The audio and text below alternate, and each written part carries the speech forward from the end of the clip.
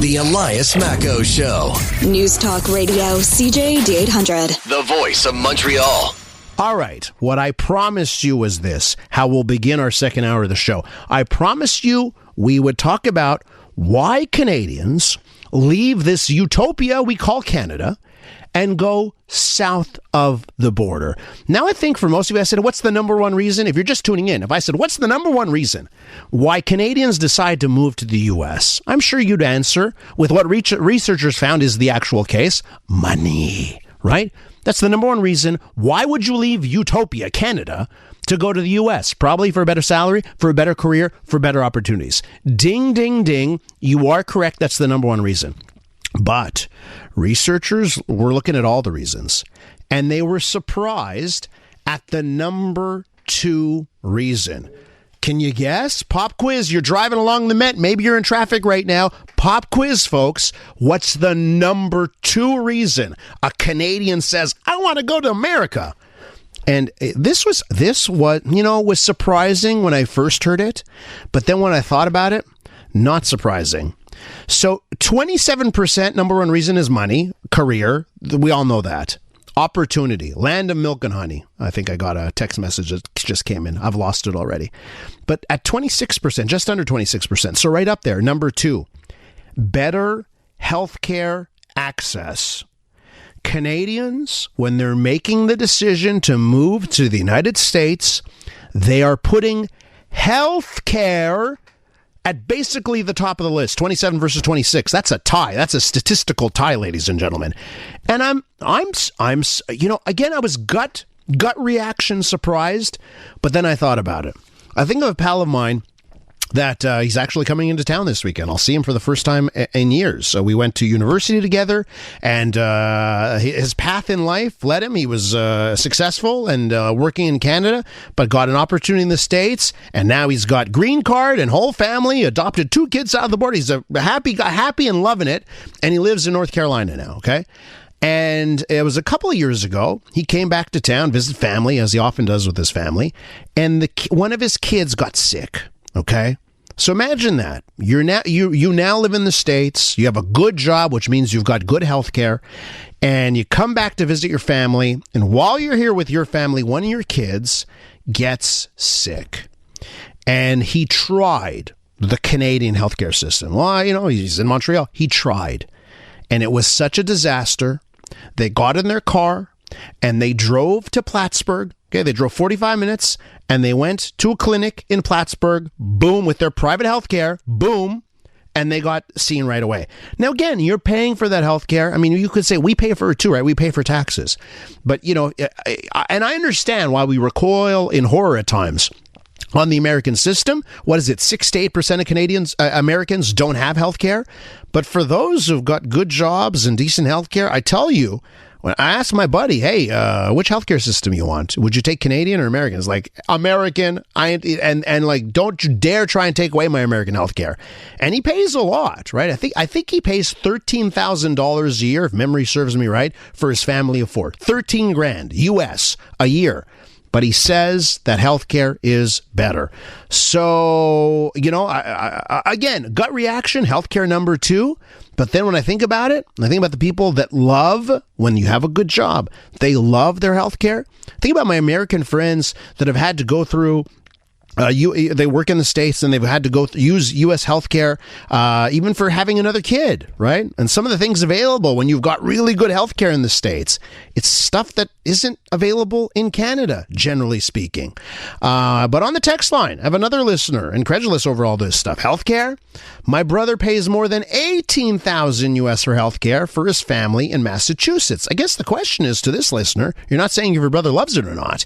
He's paying $18,000 US, but does he love it or not? And Massachusetts is curious because he's paying $18,000 in a state that is highly taxed, right? It's one thing if you're paying $18,000 for healthcare, but you live in New Hampshire, no sales tax, no state income tax. Now you're cooking with gas. I'll pay $18,000 for healthcare if I don't have to pay any taxes. So Massachusetts, high taxes plus paying $18,000. Yeah, could be an interesting balance between the two. So I think this could be a bit of a wake-up call here when you have Americans leaving Canada for healthcare of all reasons, maybe we got to think a second time about how we're providing healthcare and to do better. On the text line, on Angine de Poitrine, absolutely not good music. Come on. Everyone seemingly likes them right now. And on the subject of healthcare here, a valid point from a listener. But what if you don't have a good job? Yeah, point taken. Like I said, 6 to 8% of Americans don't have healthcare. I bet you there's a whole other portion, I don't know the numbers here, but another portion that have bad healthcare. Like they've got healthcare, they check the box, I have healthcare, but it's not great healthcare, or they're paying a lot out of pocket regardless, right? And that's another thing too. Clearly for these Canadians who are getting job offers and promises, part of the promise is healthcare, a healthcare system that does do them well. Okay? We'll leave it there on that front. When we return on the Elias Makos Show, we're going to take a look at earthquakes. Now, it's not lost on me. We have seen around the world some pretty serious earthquakes. What happened in Venezuela, absolutely devastating. The death toll keeps rising. And, you know, Montreal's on a fault line. We're going to be asking the question, are we ready for a big one? Like, what would happen if a major earthquake hit Montreal? You know, we got different building standards. Hopefully, we would be able to withstand a big one. We'll be discussing this with Chris Ross, president of the Montreal Firefighters Association. Listen, and you're there for heart-wrenching knockouts, World's biggest stage, and breathtaking triumph. 2026 FIFA World Cup, the knockout stage. Every match, every moment. Listen on TSN Radio. Join the Globe on the road to the July 19th final. 2026 FIFA World Cup. Stream it all live on TSN Radio. Available on iHeartRadio. Montreal, the everyday and the extraordinary. The Elias Makos Show on CJAD 800. All right, welcome back to the Elias Makos Show. Now, over the past several weeks, we've seen powerful earthquakes strike different parts of the world. That latest quake in Venezuela, over 1,000 people have died as a result of that powerful earthquake. Now, here in Canada, earthquakes not really known for the same level of seismic activity as other places across the globe, but Montreal is located in a seismically active area known as the Western Quebec Seismic Zone. The largest earthquake to hit Montreal dates back to 1732. A 5.8 magnitude earthquake on the Richter scale rattled the area. So it raises an interesting question. Are we prepared? Are we ready for a bad earthquake, a big earthquake, the big one? Let's find out. Chris Ross is president of the Montreal Firefighters Association. Chris, welcome back to our studios. Appreciate it. Good morning, Elias. How are you doing? Doing great. Now, I know a big part of your job is preparedness, right? Making sure we're ready. I bet you this city has all types of plans. If this happens, here's what we do. If this happens, this is what we do. So from your perspective, how is Montreal prepared for a big one? I don't think anyone can be really prepared for the big one. You know, the fire department is all about reaction. So, you know, you do have a lot of plans. We don't have a specific plan that deals with earthquakes. What we're going to deal with an earthquake is we're going to deal with the consequences of it. You know, the earthquake's going to cause gas leaks. It's going to cause fires. It's going to cause water breaks. It's going to cause building collapse. It's going to cause a series of things that we deal with on basically a daily basis already in Montreal. Where the earthquake is going to change the dynamic for us is instead of dealing with one incident at a time, we might be dealing with 20, 30, 100, or 500 incidents across the island. So what? And if you had to deal with a lot of incidents, like do we have a system? I know we've discussed on this show before, right? Resources, right? Resources are always an issue. But when push comes to shove, and if we were to face an incident like this, are the resources there? Well, Montreal belongs to the federal urban heavy search and rescue group, what we call task force. They have 6 teams geographically spaced across Canada that are supposed to deploy and help across the country and even internationally. Montreal is the 6th team. I would say Montreal's team isn't ready. We've been financing it since 2016. We've got a warehouse with millions of dollars of equipment in it, but I don't think we're anywhere near being able to deploy locally, let alone internationally. Why? it just takes a lot of time to get that training. And it's the city of Montreal, so it's maybe a little bit slower than I'd like to see as well. Okay. But you do have Vancouver and Toronto that have very well-established teams that, within 24 to 48 hours are going to be able to get up a significant amount of equipment and get them moving. In the short term and the immediate term, well, that's going to be Montreal firefighters that are going to have to hold the fort. And we talk a lot about, Montreal firefighters and the fire department, but we do a lot more than fight fires. And, we do have specialized teams spread across the island. There's 66 fire stations on the island of Montreal. Some of them just do regular fire and medical calls. Some really go above and have an advanced level of certification. And we have 3 stations, one in Côte-des-Neiges, one in Rosemount, one in Hochelaga, that do heavy urban search and rescue. So there are heavy rescue trucks. You'll sometimes see them going down the streets, a big square truck, doesn't have a ladder, doesn't have hose on it, just says Sauvetage Technique. Those are our firefighters that are trained in collapse rescue. So trench rescue. If a building collapses, those will be the ones that will be deployed. And they have all sorts of specialized equipment that just doesn't exist in the other fire stations that will allow us to shore up the building, reconstruct part of it with wood, digital cameras that can go look for void spaces. I mean, that's where you're going to save people in a collapse. Someone that's going to be in a void that managed to survive the initial collapse of the building. Now, it's not lost on me as you look around the world, look at, recent events where you see devastation as a result of earthquakes. There is a correlation between wealth in those countries and how well a place can withstand an earthquake here. So on the preparedness front, on how we build in Montreal, on inspections of buildings in Montreal, how are we doing there? Because obviously we've got a lot of codes that some other places don't have. So how do we, when we build in this province or in this city, are we building the right way to withstand things like this? Well, we're definitely building better now than we did 20, 30, 40, 50, 60 years ago. I think the Canadian Building Code and by default the Quebec Building Code have had significant changes that have actually strengthened that over the years. It's always a competition between build quickly and build cheaply and build slowly and build safely. Yes. The firefighters and the public might be on one side and the people building the buildings will be on the other side. And, we've seen some changes come up in the last couple of years that concerns me as a firefighter. One of them is allowing for high-rise buildings that are solely built out of wood rather than concrete and steel. So let's get into that because, we talk about, we want to protect Quebec resources. We want to use what we have here. Quebec is a giant when it comes to timber, when it comes to wood. And I understand that's why we've gone that route because, hey, let's use resources we have. We can make buildings that are more environmentally friendly and built with Quebec-made products. So I see that side of things, but you're saying that there's a cost there. Well, there's a cost. It's great to have a local product and build with wood, but you have to realize wood burns. Cement and steel and concrete doesn't burn. Wood does.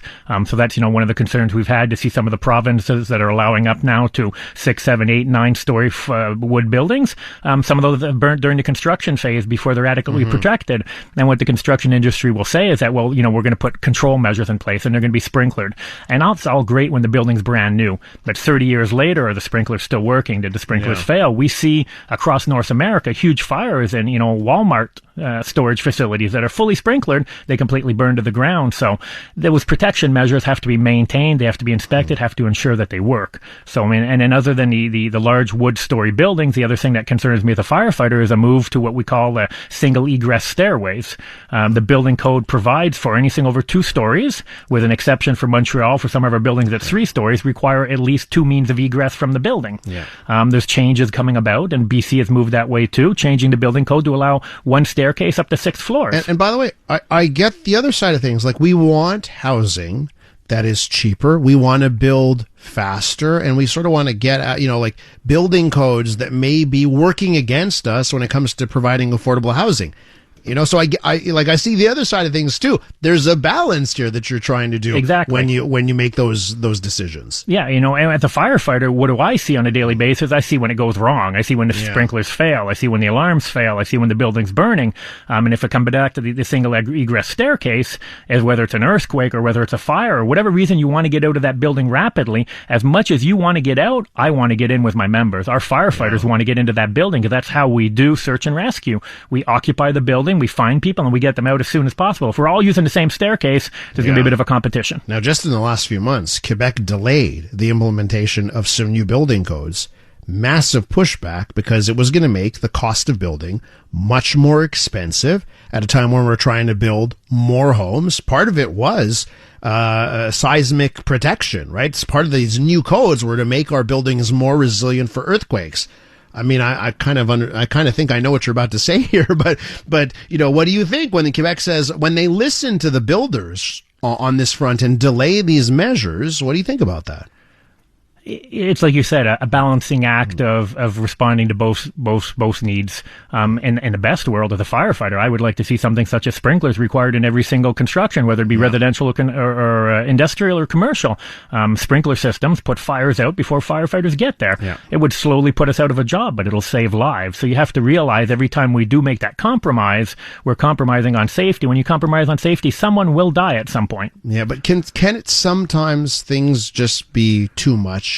Like, I mean, like for instance, and it's funny because we're talking about earthquakes and we've seen devastating earthquakes around the world. The argument here is like, whoa, we're making buildings to protect against, 7 on the Richter scale earthquakes in Montreal. We don't have a history of that. It's over the top. It's extra cost for no reason. Could that actually be? That could be too. You have to find that healthy compromise between what is an acceptable risk and what is an unacceptable risk. And I know that's a hard balance to find, and you're always going to have public safety officials like myself pushing for that extreme because I only see when it goes wrong. Yeah. You see, like, you've probably lived in your house your whole life. You've never had a fire at your place, so fire's not a priority for you. You've never had an earthquake. Earthquake's not a priority for you. But for the 2,400 Montreal firefighters on the ground every single day that go to a fire every day, fires are daily bread and butter. That's our priority. So we see the worst case of when things go wrong. So what should we be doing? Because you mentioned we're not exactly ready on certain fronts, but what do we need to do to make sure Montreal is as prepared as can reasonably be expected for a big earthquake? I think what we definitely need to move on is that famous federal team there, the Heavy Urban Search and Rescue, the USAR team that exists since at least 2016. We've been financing that team a couple of $1 million a year. We have a ton of equipment. We have a ton of trucks. It's all stored in warehouses. Is it a leadership failure or just a time issue? Like, it does take time? I think 8 years is a little bit too much. If 8 to 10 years, I don't think it's a time issue anymore. There's definitely a leadership issue. There's a financing issue because, buying the equipment's one thing. Training the firefighters for it and being able to deploy it rapidly is totally another thing. But I think 10 years of waiting and that team is still not deployable. Somebody should be questioning the amount of money that we're putting into it because there's stuff we bought 10 years ago that's going to start expiring now that we never got to use. Jeez. So we bought it and it'll expire. But again, hopefully you never use it, right? I mean, the hope is you never use this stuff, that we never get with that worst case scenario. I go to work every day, hope that people don't have to call 911. It doesn't happen. Yeah.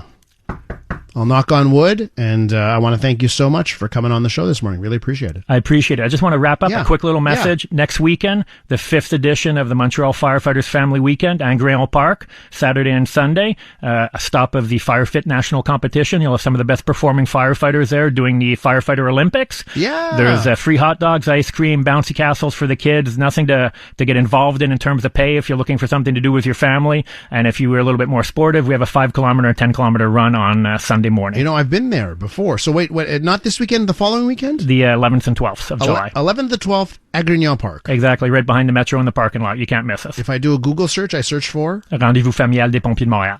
Love it. Thank you so much. Chris Ross right there, president of the Montreal Firefighters Association. When we return on the Elias Makos Show, Petrina Gentile is going to join us. We'll talk about the world of cars and new measure from Ford, new technology coming from Ford to protect your car against auto theft. That's next. The Elias Makos Show, on demand. On demand. Don't miss a thing. Find your favorite clips at CJAD800.com and on the free iHeartRadio app. In Transit is up next. One of our favorites, Petrina Gentile, will join us to talk about the world of cars. We'll lead off with Ford. They've unveiled some new technology to guard against auto theft. I guess a lot of people could use that. That's up next. Listen, and you're there for heart-wrenching knockouts. The world's biggest stage. And breathtaking triumph. 2026 FIFA World Cup.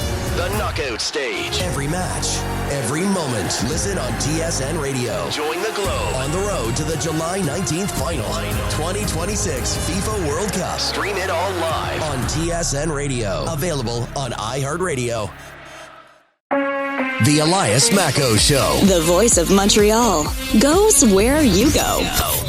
Listen live at CJAD800.com and on the free iHeartRadio app. All right, welcome back to the Elias Makos Show and this Thursday edition of In Transit. Let's talk about the world of cars, and for that, we go to none other than Petrina Gentile, automotive journalist. You can read her words in the Globe and Mail. Petrina, welcome back. Hello, Petrina, are you there? Yeah, can you hear me? Yes, we have made connection with you, Petrina. Happy belated Canada Day. I hope you enjoyed it. I did. Same to you. All right, so Petrina, listen, let me just get some news to you. Maybe you've heard this in the last hour or so. It is the beginning of July, and so we've received the second quarter numbers for many of the big names in auto. One of them that we're going to talk about in just a few moments. Ford, second quarter sales down 10.3%. The company is blaming F-Series production issues and falling EV demand. GM reporting sales down 4.2% in the second quarter. Again, a lot of this stuff has to do with how the economy is doing in the U.S., so that's an interesting tidbit there. But Tesla, noting this morning, they announced their numbers. Their sales are up 25% year over year. They reported just shy of 500,000, where Wall Street was indicating they would have 400,000. So a lot of differences there with Ford and GM and blaming EVs and some EVs selling. How do you see the market right now? It is difficult. It's been really difficult. I mean, typically June is a good month. April, May, June are usually very good months for automakers, but that's not the case this year. The economy is really taking a toll on people. They don't have the money to spend, and the car prices are going up. So a lot of automakers are struggling, and especially like the Detroit 3. When you have GM that's so in on the EVs and consumers are a little bit reluctant with them. They're feeling the pinch. They really are. And like I say, I think a lot of it has to do with consumers that are just a little bit more reluctant to spend now. They don't have that money to buy those new cars. So it's, being felt almost across the board. And it's such a leading indicator, right? Mm-hmm. Like, because, obviously you're going to cut back on a new car sale before you cut back on some of the other things in life, right? Or a new car purchase. All right. You, of course, are all over the place covering the industry. We're going to start off with Ford here and what they showed off in Oakville, Ontario, some new technology protecting against auto theft. Tell me more. Yeah, well, you know what? I'm actually don't have all the details yet because it's this Tuesday coming up that I'll be there. But they're basically saying that, we're still seeing high auto thefts. It may not be as high as what we saw a couple of years ago, but it's still a concern. And a lot of manufacturers, people have complained that they haven't done enough to protect their vehicles from being stolen. So they're rolling out this new technology. I don't have all the details on it yet, but they're going to give us a demo about the new technology. It's supposed to come out on the F-150 and the Mustang. And this is really designed to protect your vehicle. If a door opens, you're apparently supposed to get notified that a door has been opened. Or GPS location. Like I say, we'll get more details on it, but that's really their move and their push to protect consumers and their vehicles from theft. Is this like a first admission? Maybe not a first, but is this an admission from a car maker here? And I know I could throw shade. I could point fingers at a lot of automakers here that they're partly responsible for what we see when it comes to auto theft. Yeah, you know what? I think so. This is a roundabout way. I mean, they're not going to come right out and admit it, but automakers have a responsibility. It's not just about the consumer taking those extra steps and adding, different theft deterrent mechanisms in their cars. The automakers really need to kind of up their game. So I think this is, the first example, because we haven't seen a lot of this.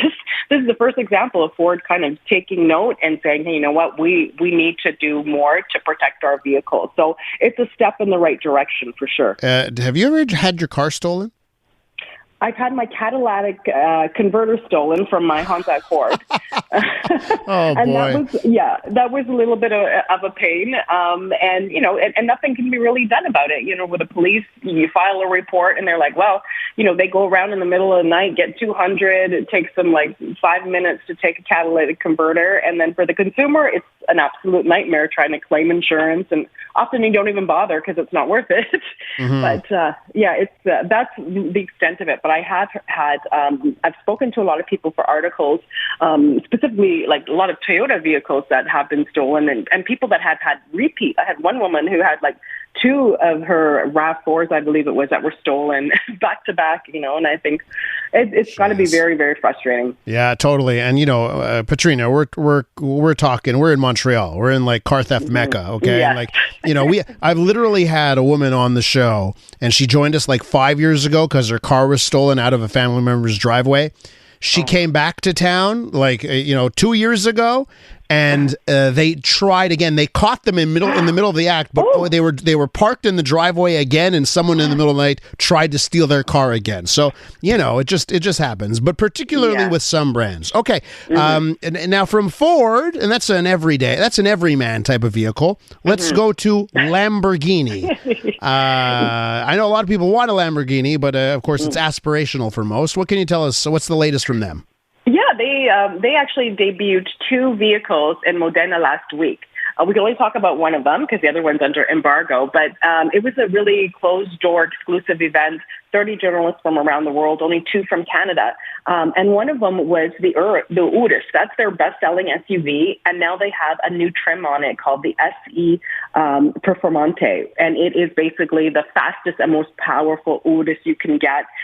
It can go 0 to 100 in 3.3 seconds. It's a plug-in hybrid. It has a 4-liter twin-turbo V8 mated to an electric motor, and more horsepower. It's about 801 horsepower and 738 foot-pounds of torque. So it is really quick. A lot of carbon fiber, under the hood, inside the vehicle. It's a beautiful vehicle, but again, we don't know what the price is. But the base model of that Urus starts around, 305,000 Canadian. So you can expect it to be maybe 350, easily 400 after you add a couple of extras on it. Hey, can I ask you 3.3 seconds, right? 0 to 100, 3.3. I see some of these electric cars beating the 2 number, right? Under 2. So when you see 3.3 now, are you still impressed, or you're like, what are these guys doing wrong?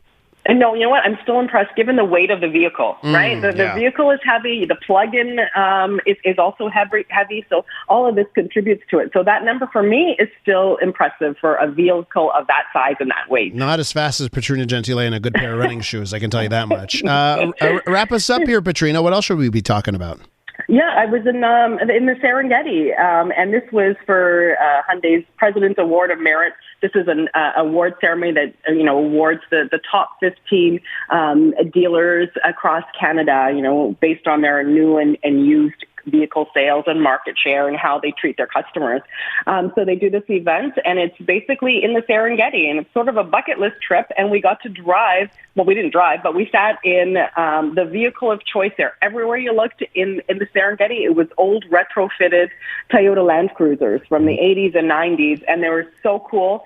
They come into Africa and, they don't look the way they do. They basically extend the body so it has 3 rows of seats. Wow. And it has a top so you can stand up and you can watch all the animals, the lions and the zebras and the wildebeest during migration. And it's impressive. Like, you don't find Land Rovers there. You don't see any Jeeps. Like, Jeeps aren't very popular outside of North America. And the Land Rovers, they said, are too expensive to get the parts in.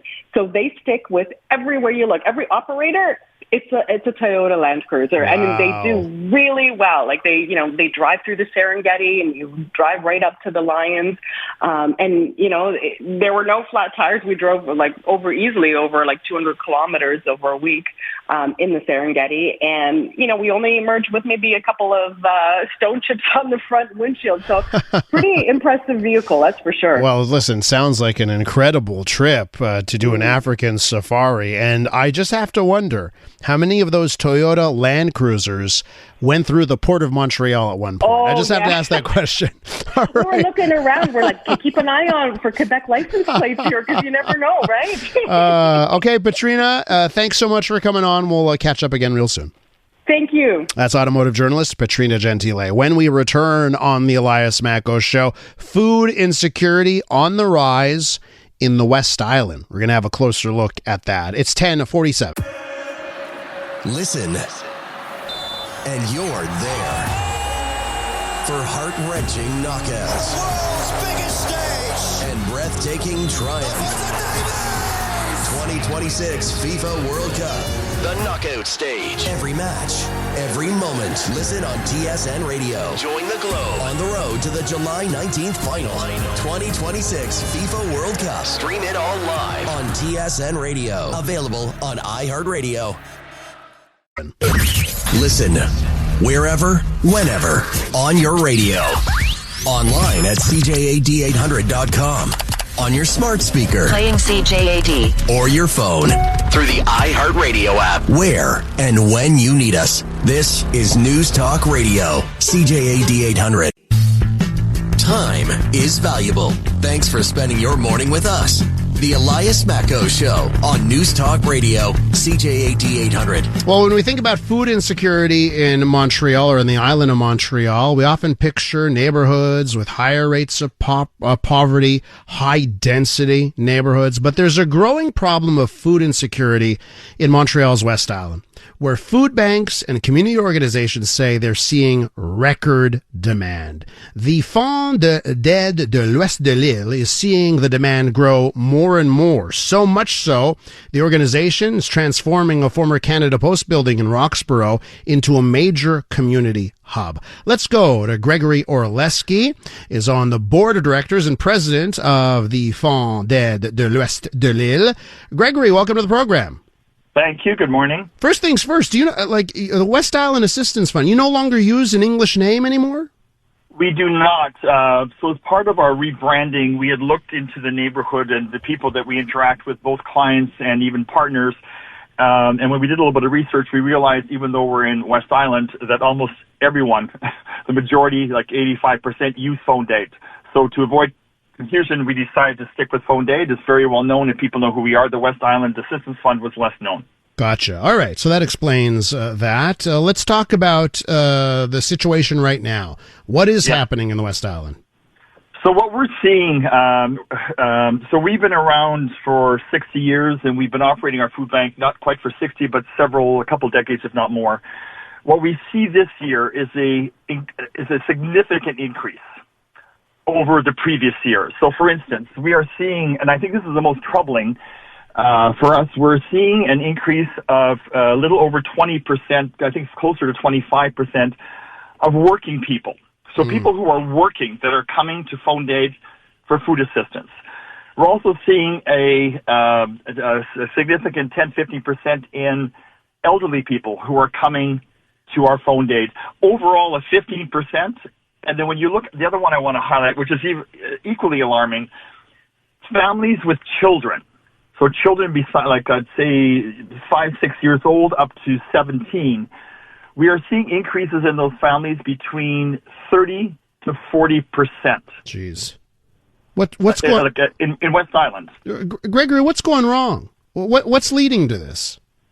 So I think, I'm not the economist or social evaluator, but I would think part of it is the cost of living, which we've seen increases year over year. This year has been significantly higher than the previous years.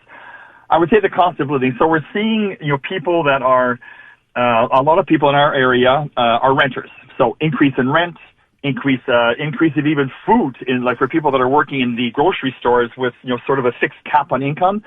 So I think all of those together are kind of coming together that are making it harder and harder for people and forcing people to make choices. And we've been told and I've actually been in the food bank where I meet and I chat with the people, get to know them that are coming in for services and for food. And you'll hear them saying, we've got to make a choice. We've got children. Mm-hmm. We have nowhere to go. So we have to keep our apartments. So what do? We start cutting back on food, which honestly just breaks your heart. Saddens me. It breaks your heart. Breaks your heart. Yeah, it breaks my heart. Exactly. Listen, Gregorey, when I talk to government people, they say very proudly that they've never funded food insecurity at levels like they do now, right? Like that they've increased funding time and time again over the last decade. And I just wonder from your perspective if you feel that, if it's, if the government funding has increased, if they've listened to the calls coming from your group and others, and if the solution here is just more government funding. So I'm going to start with your last comment. More funding is the solution. I would say it's not the solution. I mean, the food bank is not a solution. There's broader issues, whether it's affordable housing, education, unemployment, et cetera, et cetera. I will tell you broadly, the government, whether it's municipal, provincial, federal, have been supportive. There's programs where we have funding to help us hire people, manage volunteers, even to something that's critically important to us is having a truck where we can go and pick up food to bring it to our food bank. So they've been supportive. I can say, and I am very happy, they're hands down more than 100% supportive of our expansion into the old Canada Post building. Mm-hmm. Will I tell you, is there room for more donations? Absolutely. I'll never say no. But right now they're supportive, and I think they've got lots on their plate. They know that we have problems, especially in our neighborhood and throughout the West Island.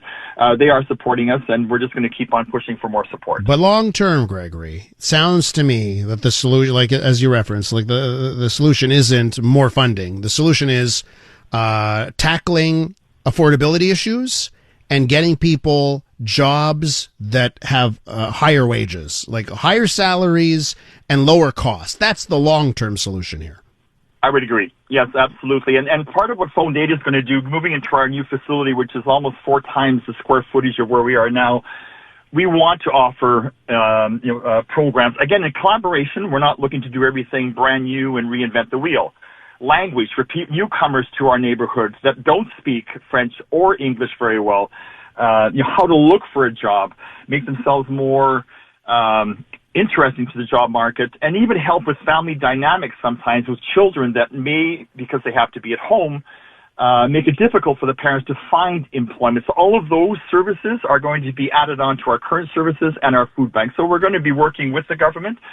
We won't be able to do it alone, but you're exactly right. It's broader than just food. What percentage are newcomers? That's interesting you bring that up. Like, that to me is another thing, right? People come to Canada and or come to Quebec and they've got to immediately start using these services. That's setting off alarm bells for me. So, I would tell you that we've seen, and I want to be careful, it's not just people that have immigrated to the country, but we've seen this year over last year, an 81% increase in people who are coming for the first time to the food bank. Uh-huh. Now, that could include newly arrived immigrants. That could be people that just up to now never had problems, never had challenges. What I will tell you, though, if you look at the demographics of West Island, and in particular Pierrefonds Roxborough, I think we are representative of more than 50 different ethnic groups, if you will, from all walks of life. So I think I'm just going to stop there. I'd like to tell you, it's really people coming from outside the country. Yes, we've seen waves just in general of people coming in from war-torn, whether it's Syria, Ukraine, et cetera, et cetera. Yeah. But it's people that are here and have made this their home already. Just to wrap up, Gregorey, I've seen some stories about how, people budgets are tight and people are now turning to some of these new types of stores that offer almost expired food, stuff that's maybe a little bit past the best before date, some new types of stores that are in the liquidation front, and that there's now competition between these types of stores and food banks for that same type of food, and that increased costs, by the way. Are you seeing that at all? Yes, so we are, and I forget what it's called. There's a new buzzword that they're calling these épiceries, if you will. So what I would tell you, there's a lot of similarities. So we also work with food that may not quite make it in the bigger stores, Provigo, Metro, et cetera, on the shelves, but are still good food. So we make a lot of use out of that, very similar to these new ones that are popping up, but that are charging people. So we don't have, there's no charge for the food but we better manage that last, let's say, 6 months of close to expiry but not expiry, including transformation. Because as you all know, like when you have a lot of vegetables in your fridge and you're looking at them and you know that you're not going to eat them, but they're good vegetables, well, what do? You make soup, you freeze, spaghetti sauce, you freeze, et cetera, et cetera. So we're looking to maximize, I'm going to say, the shelf life of those products without a cost or extra cost to the people that are coming into our food bank for services. Gregorey, keep fighting the good fight. Thanks for shedding light on the situation in the West Island with us. Appreciate it. You're very welcome. Thanks for having us. That's Gregorey Orleski, president of the Fonds d'aide de l'Ouest de l'Île Board of Directors. When we return on the Elias Makos Show, you're going to learn about an all-new Canadian social media platform. Could you replace Facebook or TikTok or Instagram with a Canadian option? You'll find out next. You're listening to the Voice of Montreal. News Talk Radio, CJAD 800. An iHeartRadio station. Listen, and you're there for heart-wrenching knockouts World's biggest stage. and breathtaking triumph. 2026 FIFA World Cup, the knockout stage. Every match, every moment. Listen on TSN Radio. Join the Globe on the road to the July 19th final.